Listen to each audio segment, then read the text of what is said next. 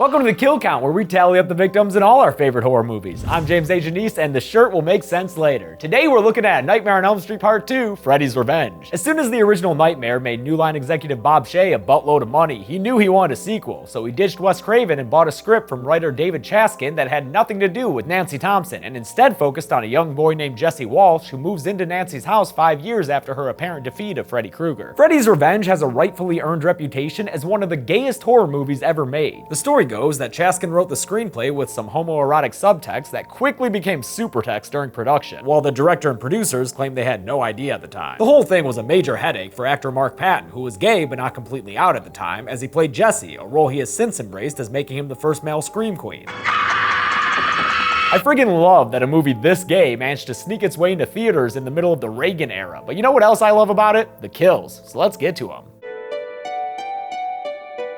The movie begins with a Bluebird bus rolling down a suburban street. Better watch out, driver, you're headed straight for a title car. Eventually, there's only 3 kids left on the bus. These 2 Valley girls and the hero of our story, Jesse Walsh, who's not exactly a popular guy, it looks like. The girls take a break from laughing at Jesse when the bus blows by their stop. Hey driver, that was my stop. Driver, that was my stop. And keeps going straight into the freaking desert. Where did that come from? The bus zooms past some Joshua trees as a close-up shows us what we've already guessed by now. That bus driver is none other than Frederick Krueger. The bus skids to a stop and the kids watch out the windows as the ground opens up around them, eventually leaving the bus balancing precariously on a couple of tall rock spires in a shot that looks straight out of Clash of the Titans. Freddy gets up to stalk towards the kids, laughing his Freddy laugh and fucking up the upholstery with his finger knives. When he goes in for the fatal slash, we cut to a tomato being sliced. That's fun. And the Walsh family hearing a scream from upstairs.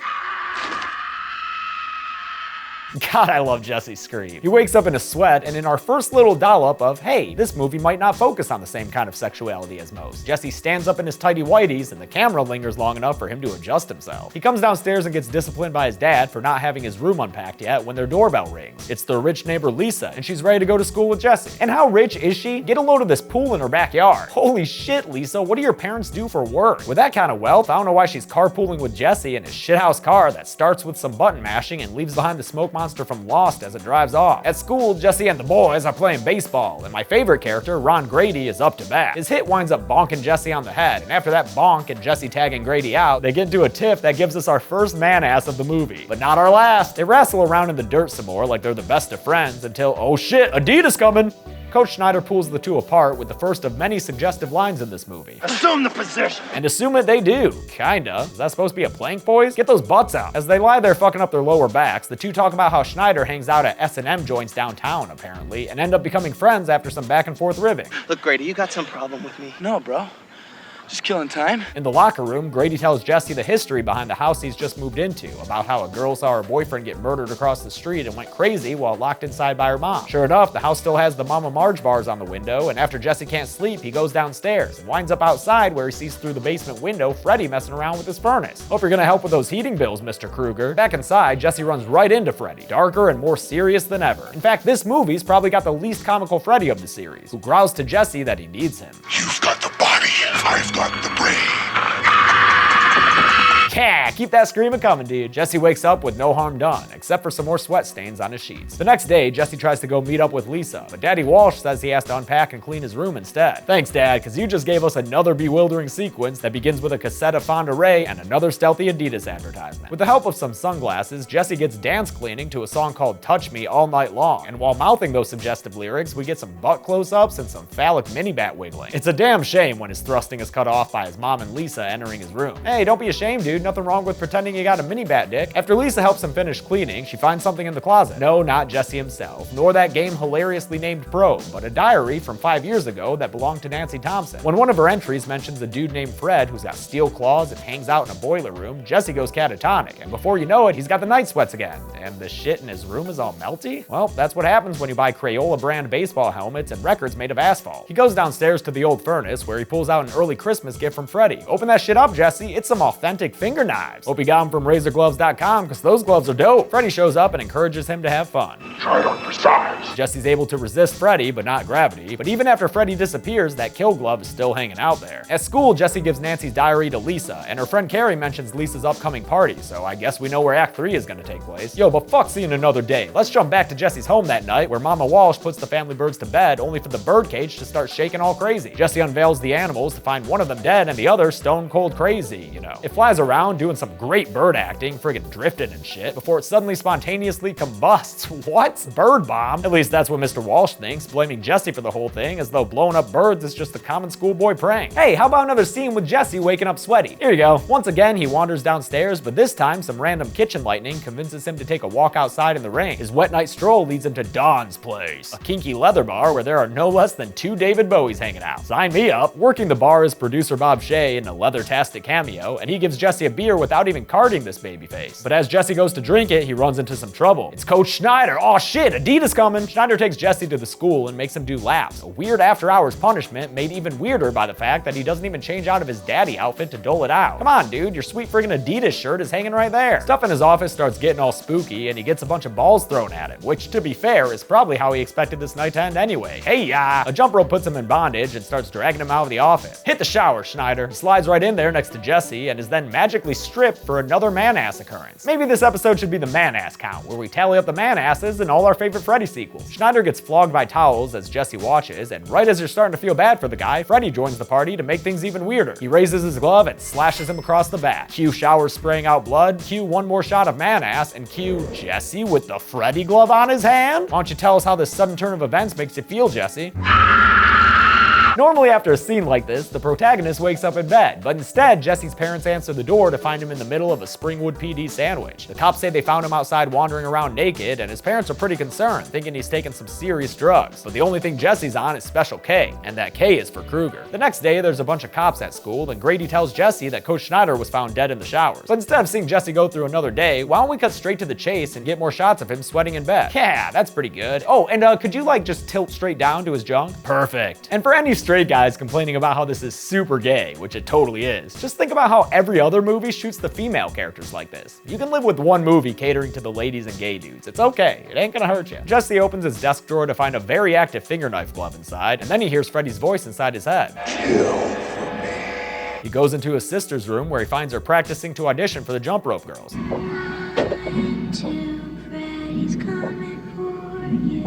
I think she'll make the cut. And now it's morning. God damn, this movie just plows through days and nights. Jesse and Lisa drive to an old power plant where Lisa says Fred Krueger used to work. Hey, what do you mean by work, Lisa? Fred Krueger kidnapped 20 kids and brought them here and killed them. I think that was more of like a hobby for him. It's not like it paid the bills or anything. Lisa asks Jesse if he feels anything, but even though he doesn't, she does. That bod of his, that is. Then we're back in the Walsh basement where the furnace kicks off a first-person POV shot that goes upstairs and into Jesse's sister's room. Wake up, little girl. She does, but she seems pretty chill. Probably because it's just her sweaty bro Jesse. And if she's anything like this movie's audience, she's already seen that shit 1,000 times. Oh, but he is wearing that finger knife glove. Better hide that from sis, dude. He goes to his room and uses Sta-Up pills and coke to get through the night. The Santa Claus coke, not the nose candy kind. Let's get to the party that was promised, where Lisa's dad is playing old-timey jazz and serving up burgers to his daughter's teenage friends. Mom does Lisa a solid and carts her dad off to bed, and as soon as those crazy kids see the lights go off in the parents' bedroom, they crank up the tunes and break out the beer, apparently forgetting that sound waves tend to travel. Lucky for them, Lisa's mom don't give a fuck. Meanwhile, Jesse sulks himself into the cabana, and Lisa follows to talk to him. Check out this fun little bit of filmmaking, with some ferns casting a finger knife-looking shadow against the wall in front of Jesse's silhouette. Well done, director Jack Shoulder. The kids end up making out, but right as Jesse begins to board the USS motorboat, things get weird. Yeah, maybe save that party trick for a little later, Jesse. No need to pull out all the stops right away. His Gene Simmons simulation leaves him feeling freaked out, so he runs off, leaving Lisa alone on the cabana floor so he can break into Grady's room and get up close and personal. He tells Grady, who's got some dope-ass posters in his room, including a Frank Zappa one and a Bowie one, even though Tonight was definitely a bottom 3 album. Bottom 2 if you don't count Tin Machine. That he killed Schneider and nearly killed his sister. Something is trying to get inside my body. Yeah, and she's female and she's waiting for you in the cabana.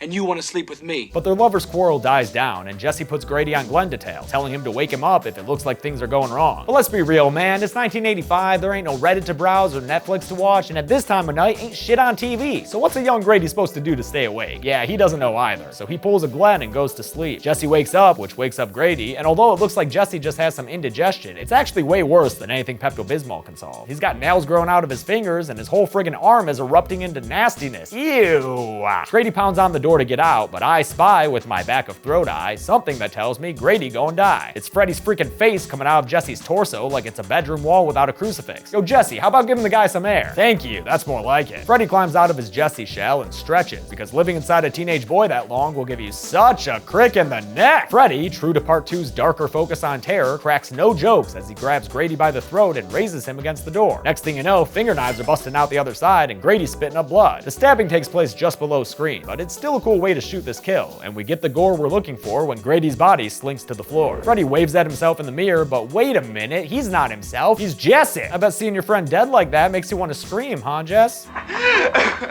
No? Just cry? Well, that's a bummer. Jesse tosses his murder weapon at the mirror, and after hearing some sirens come around, pieces out through the window. He goes back to Lisa's place, and she is way too nonplussed by the twitchy dude covered in blood straight up admitting to murder. I killed Grady.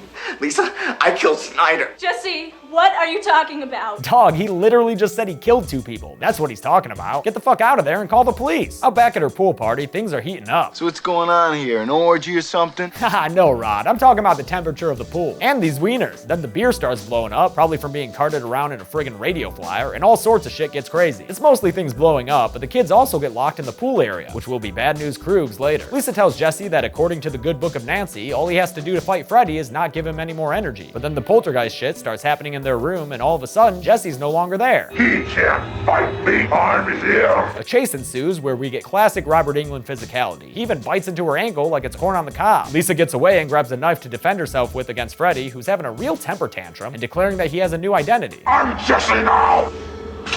Also, Freddy's look varies slightly from movie to movie, and I kinda like how meaty and wet he looks in this one. He tells Lisa that killing him will kill Jesse too, and maybe that's why her stabs are so half-assed. He grabs her with his sausage fingers, and both his personalities get tender for a moment. I love you, Lisa. I love you, Lisa. But then he tosses her across the room and heads outside to kill some teens. Freddy's body count throughout the series is notoriously low, but if you ever want to watch him go on a killing spree, buckle up, because this is the one time he does it. He crashes through the door and disappears, only to re-emerge poolside, and goddamn, is it weird to watch Freddy among a whole group of people in the real world when he usually does his killing on an individual basis in the dream world. But let's not look a kill horse in the mouth, let's just count these boys up. First is a dude he corners against the fence and slashes in the face. Bam! Dude goes down. Another guy gets shocked by the fence, although he's okay. But when these 2 people fall into the boiling pool and then the pool catches on fire, yeah, I'm gonna count those 2. Fire's popping up everywhere, and although these people get away in time, I'm gonna say this chick, and yes, that's a lady, look at that boob right there, isn't so lucky since she falls into a spot that immediately goes up in flames. Another guy gets trampled and his neck audibly broken, so that makes 5 kills here, and then Stripey McStriperson runs gut first into some finger knives to bring Fred's kill streak up to 6. What is that, an airstrike? Freddy takes a breather, and you know what, maybe he's done for the night. At least this dude seems to think so, since he approaches Freddy like he's Jonathan Groff talking down a hostage situation. Just tell us what you want, all right?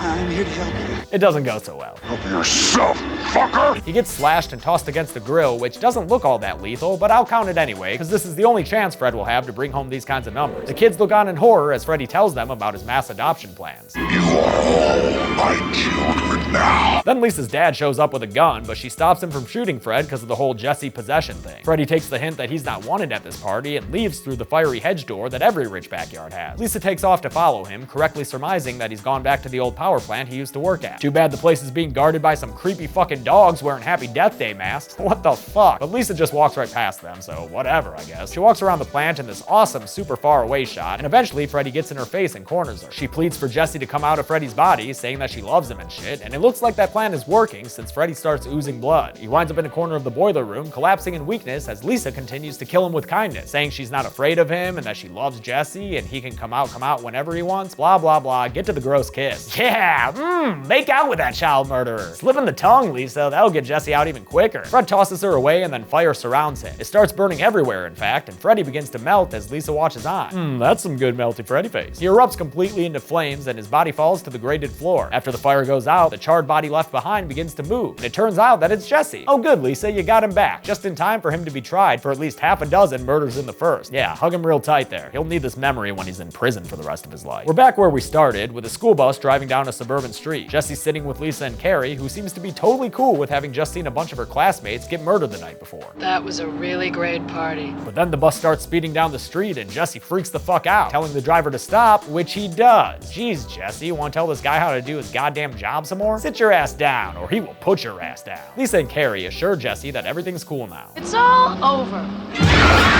Boom! One more kill to count up, even though I'm not sure if this is a dream or if it counts or whatever, but I'm giving it to him because Freddy needs the number cooking. The movie ends with the bus going on another off-roading adventure as Freddy laughs and laughs and laughs. But while they're busy with their camping trip, we've got to get to the numbers. 10 people die in Freddy's Revenge, the only solo Freddy film to reach double-digit kills. The victims included 7 dudes and 3 ladies, more than 2 to 1 guys, and with a runtime of 86 minutes, that leaves us with a kill on average every 8.6 minutes. I'll give the golden chainsaw for coolest kill collectively to those first 6 partiers that get killed. I know it's weird to see Freddy at a pool party, but it's also kind of fun to see him use all his tricks to take down a bunch of kids at once. Dull machete for lamest kill will go to the 7th guy, the negotiator dude, since he just got whipped into a grill. And that's it. A Nightmare on Elm Street 2, Freddy's Revenge, came out in 1985, a year after the original, and although I'm a fan, some people prefer to skip it and go straight into the 3rd film, Dream Warriors, which we'll be covering next week.